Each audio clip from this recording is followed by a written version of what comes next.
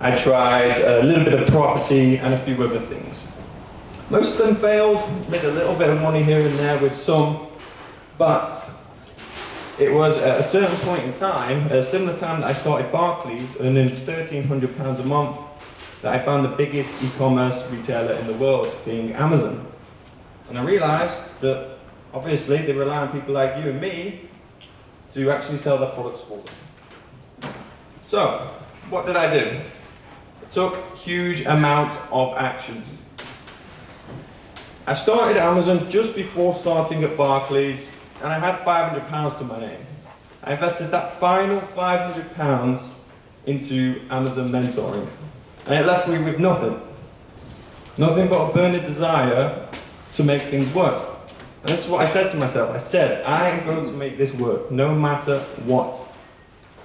And within 5 months, just 5 months, I was making double my wage at Barclays. I was investing every single penny I was making at Barclays, that £1,300 a month, into my Amazon business. Now back then, in COVID-19, it was a lot easier to find products. I was finding products left, right and centre, and we were doing very, very well. Within 5 months, I decided, well, I came with two decisions. Do I continue staying at Barclays? Remember me saying my future growth is controlled by somebody else. I've just simply proved that to myself. I've doubled my income in 5 months. What would my growth have been at Barclays, at the bank?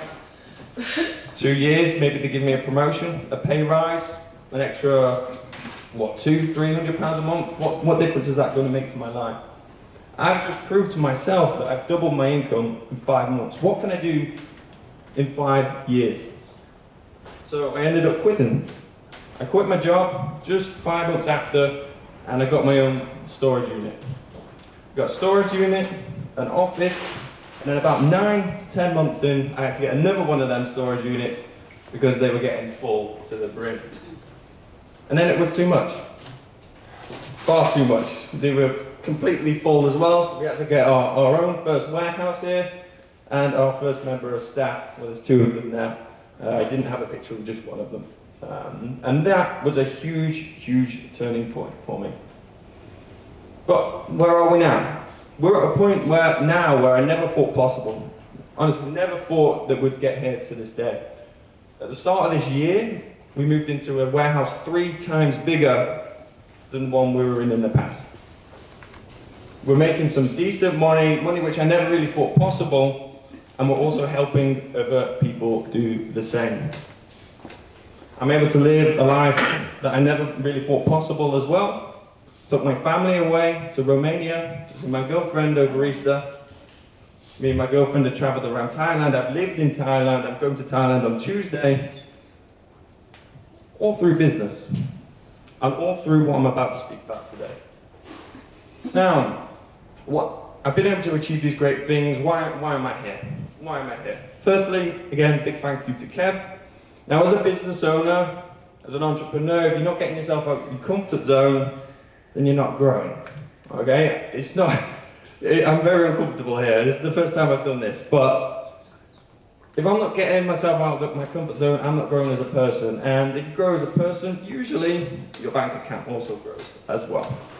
Now, I've been able to achieve all of these great things, and I want everyone in this room to have the possibility to do the exact same thing, because it's entirely possible for everybody in this room.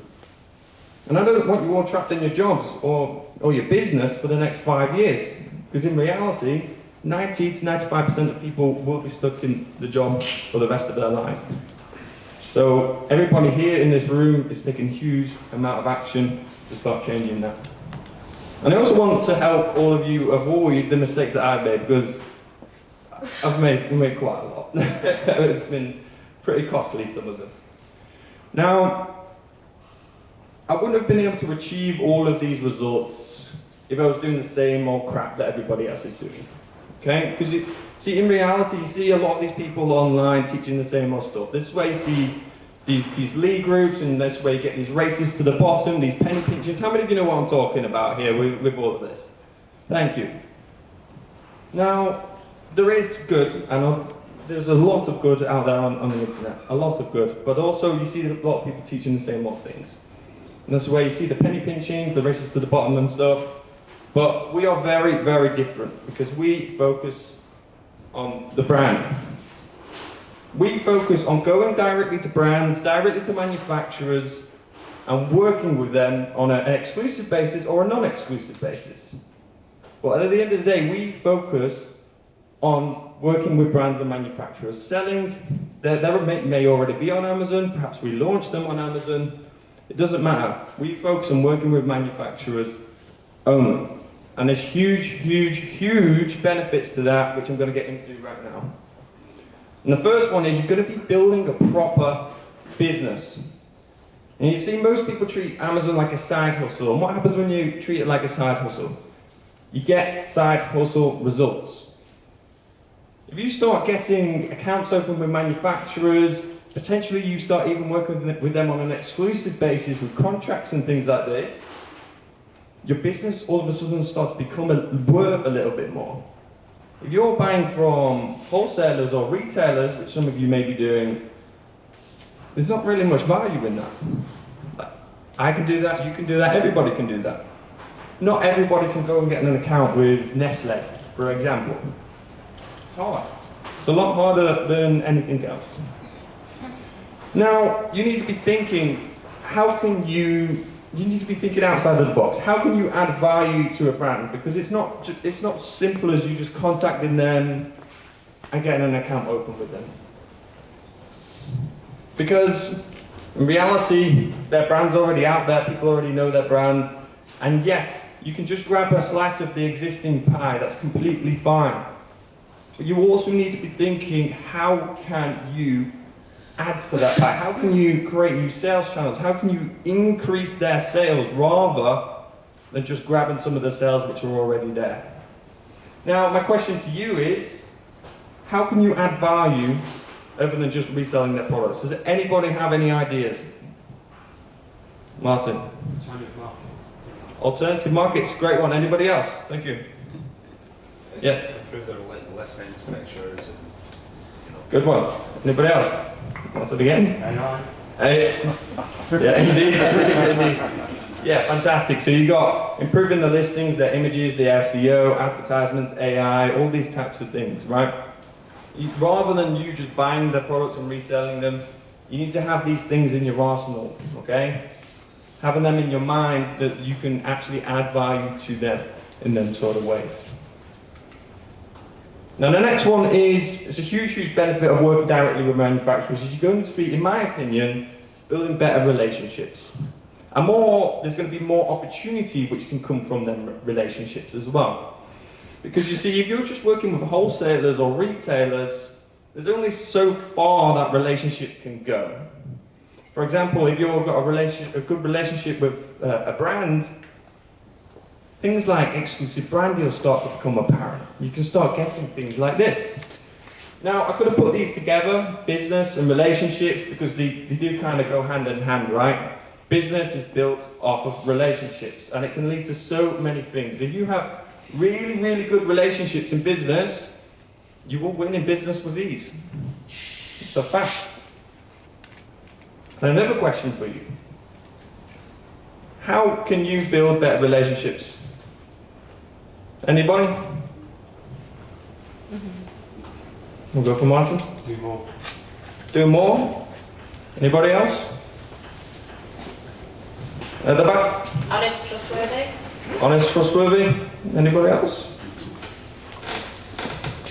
Samina? Keeping contact. Keep in contact? Okay. What I was trying to get at was the contacting side of brands and meeting them. So I'm really, really big on, certainly in the past 12 months, is face-to-face stuff. Trying to get face-to-face with as many manufacturers, or not just manufacturers, but just people in general. You're going to be building your relationship so much better face-to-face. I can't tell you the difference in results that I've had from going in person and speaking with people over just emailing, for example. Now, how can you get face-to-face with people? Anybody know? Anybody? Martin? Give them an offer of course. Trade shows. Good one. That's what I was looking for. Trade shows. Trade shows. This is one of the best things I would say. Because they're there, ultimately, to find new customers and build new relationships. So trade shows is fantastic. Absolutely amazing. You can go and visit these manufacturers. You can go to their factory. You can suggest this to them. There's no reason why you can't. If you're fortunate enough to have a warehouse, you can invite them down to your warehouse. You can meet them in Costa for a coffee. I've done that many times. If you have a prep center and perhaps they have a service where they can come to the warehouse and you meet them there, so they can see the operation of where their products are going to be going through. You need to be doing these types of things to meet them in person and build them relationships, because a lot more things will come. A lot more things. Okay? I've got a few manufacturers and a few distributors as well, which I do meet fairly often, maybe once a quarter. And we get on very, very well. We speak on WhatsApp all the time. We're always sending voice notes to each other. And we like each other. We've got a great relationship, and he's always offering me these cool things. Now, the next huge benefit of working with brands and manufacturers is authority.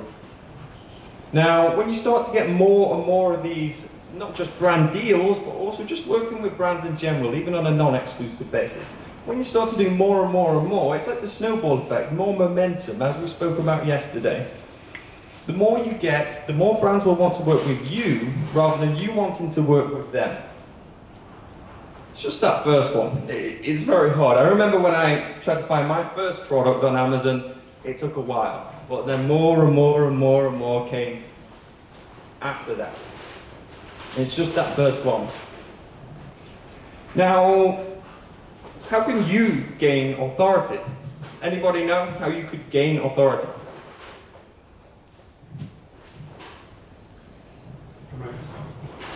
Fantastic, fantastic, fantastic. So, I mean, let's say for example, how have you all come to this event, and why have you come to this event? Expertise, yes. Mainly because Kev has authority in the space, right? Kev has authority on social media, authority on Amazon, authority on logistics. If you didn't think he had authority, you wouldn't listen to him on social media, right? And therefore you wouldn't come to this event.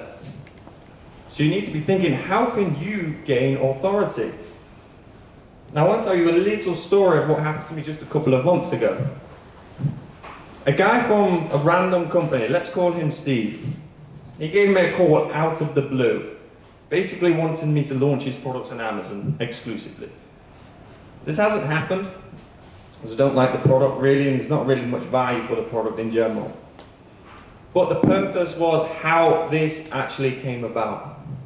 So, Steve, let's call him, from this company, got my number from a guy called John from another company, who is a pretty big business development manager from a pretty big company in the niche that I operate in. Now, John gave Steve my number just from a few posts that he's seen on LinkedIn.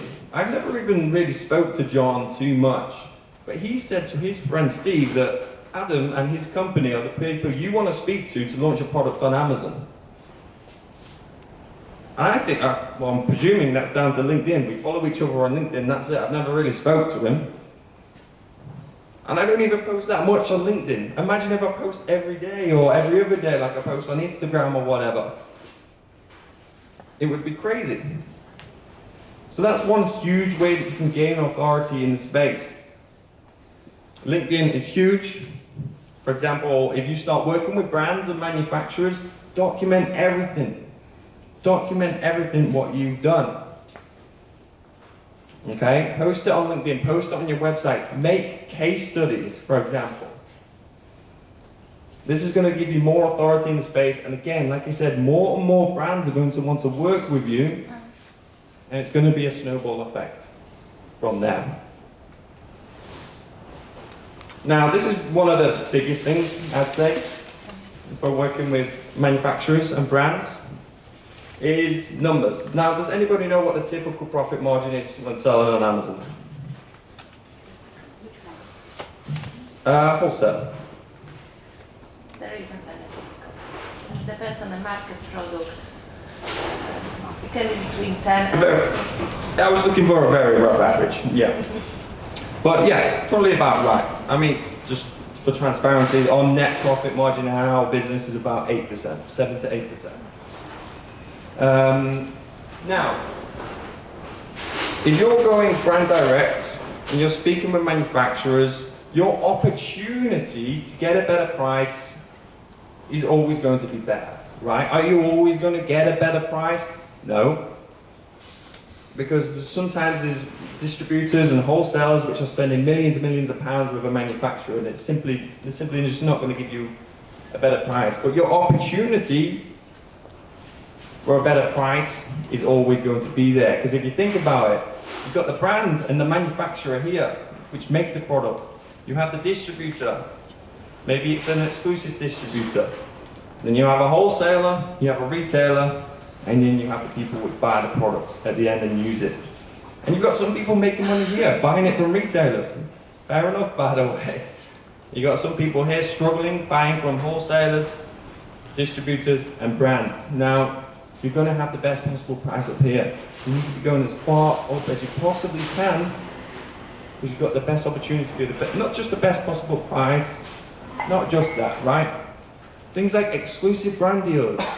You can be the only seller on a listing. Furthermore, not just increasing your profit margin, but also increasing your sales in general. If there's 5 sellers on the listing and you put that down to 1 and you're that only one, the volume is going to be a lot more. And finally, deal. Many years of good numbers and strong relationships will be ahead of you. Now, if you're going down the exclusive brand deals route, there's been a couple of times in the past where I've been burned. So, and not just with exclusive brand deals, with everything in business. Make sure you're airtight with contracts with everything. And I've learned this very recently with a couple of things. I'm always making mistakes now to this day as well. But make sure you're airtight with contracts. But trust me, if you start implementing, going directly to brands, thinking, how can I add value to them rather than just reselling their products? Launch them in new marketplaces, launch them in new countries, etc., etc. Your life, your business is going to change a lot faster than it would if you were doing standard wholesale or retail arbitrage. Now, how many of you want an exclusive brand deal? Not all of you? No? Okay. Thank you. Now, the conclusion of this presentation is you do need this to succeed. Can you succeed without it? Yeah, sure, but your life's going to be so much harder. You're going to be frustrated. And what happens when you're frustrated for a long time or stressed out for a long time? The chances of giving up are a lot higher. A lot higher. Okay, now every big seller that I know has an exclusive brand deal, or they work with many manufacturers. You can do it, and it will change your life. Now, I've got a free script here, which will be made available in a moment, which I've used quite a few times actually, and had reasonable success with. So make sure you scan this a little bit after. But overall, thank you all so much. And we'll open things up to a Q&A. I'll leave it on the screen.